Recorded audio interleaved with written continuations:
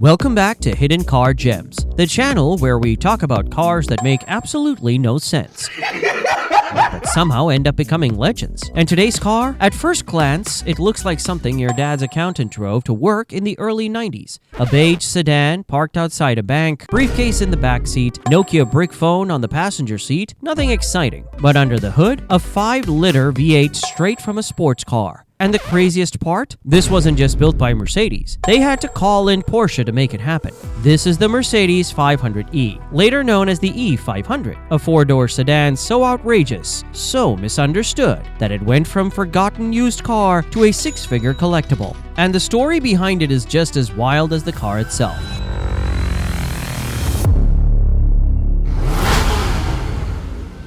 Back in the late 1980s, Mercedes-Benz was not exactly known for fun. They were respected for building cars that lasted forever. Solid, indestructible machines. The W124 E-Class was the prime example. A car that became the world's most famous taxi. If you've ever been to Germany, you've seen one of these cream-colored diesels rattling down the Autobahn, guaranteed to outlive the building you were standing in. They were built for dentists, lawyers, and anyone who hated taking risks. But the car world was changing. BMW had the M5, a sedan that could terrorize sports cars. Audi was making headlines with its Quattro system, showing off all-wheel drive performance. Even Jaguar was stuffing big engines into their sedans. And Mercedes? They were in danger of looking boring. Reliable, yes. Prestigious, sure. But exciting? Not really. Mercedes needed something that could remind the world that they weren't just the sensible ones. They wanted a car that could keep pace with Ferraris on the Autobahn, while still looking like your uncle's commuter car. Something outrageous, but hidden in plain sight. The solution? Take the mighty 5-liter V8 from the SL500, the M119 engine, and shoehorn it into the W124 sedan. On paper, it sounded simple.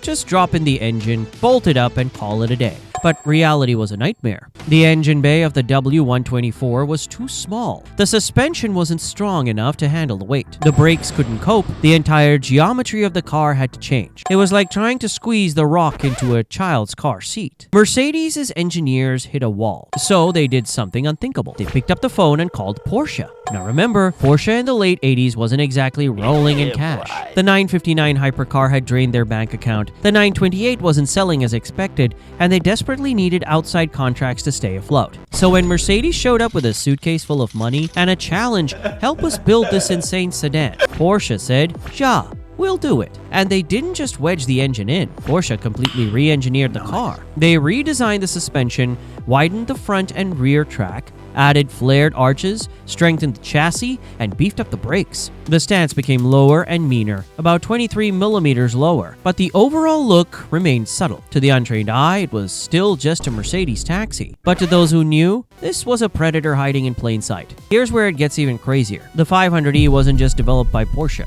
It was actually assembled in Porsche's factory in Zuffenhausen. The production process was insane. The bare chassis would go to Porsche for assembly, then shipped back to Mercedes for paint, and then returned to Porsche for final build. Each car took about 18 days to finish. At first, Porsche could only build about 10 cars a day. Later, they managed 20. Imagine that. On the same floor where 911s were being built, Porsche workers were hand-assembling a Mercedes sedan. No wonder these things felt so special. Now let's talk numbers. Under the hood sat the 5-liter DO8C V8 with 32 valve. Power was around 326 horsepower and 354 pound-feet of torque, or about 480 newton meters. The car weighed 1,710 kilos, roughly 3,770 pounds. 0 to 60 miles an hour, about 5.5 seconds. 0 to 100 kilometers per hour in just under 6 seconds. Top speed was electronically limited to 155 miles per hour or 250 kilometers per hour. Those numbers might not sound insane today, but in 1991, they were outrageous. Remember, a Ferrari Mondial had similar power, but nowhere near this level of comfort. This was a car that could carry 4 adults in leather-trimmed comfort while humiliating sports cars at the lights. The definition of a sleeper. On the outside, the changes were minimal but meaningful. The car sat lower, the arches were wider, and it rolled on 16-inch alloys. That was it. No spoilers, no badges, shouting AMG. From a distance, it was just another Mercedes. Up close, it had the stance of a bouncer who doesn't need to say a word. Drive it though, and everything changed. At low speeds, it felt heavy and serious. The steering was firm, the suspension stiff, but put your foot down and suddenly it was like Thor slamming his hammer into your chest. The V8 roared, the torque hit, and the Porsche-tuned chassis made it feel rock solid at Autobahn speeds. This wasn't a scalpel like a Lotus. It wasn't built to set lap times like an M5. It was something else. A velvet-wrapped sledgehammer, a banker's hot rod. Of course, exclusivity came at a price. In Germany, the 500e launched at about 134,000 Deutschmarks and climbed to 145,000 before production ended. In the US, the car cost $81,800 in 1992, which today is nearly $190,000 adjusted for inflation. That made it more expensive than a 911 Carrera at the time. This wasn't just another Mercedes. It was priced like an S-Class, but built like no other. Production ran from 1991 to 1994 with about 10,479 examples made. Roughly 9,600 wore the 500e badge and 1,800 were facelifted as the E500. At the very end, Mercedes released an ultra-rare E500 limited with special paint and trim colors like sapphire black and brilliant silver with upgraded interiors. Only a few hundred were ever built, and today they're holy grail cars. The press loved it, journalists quickly nicknamed it the wolf in sheep's clothing, and that label has stuck for over 30 years because it sums the car up perfectly. From the outside, quiet. On the inside, an assassin. Compared to rivals, it was unique. The BMW M5 E34 was sharper, more of a driver's car.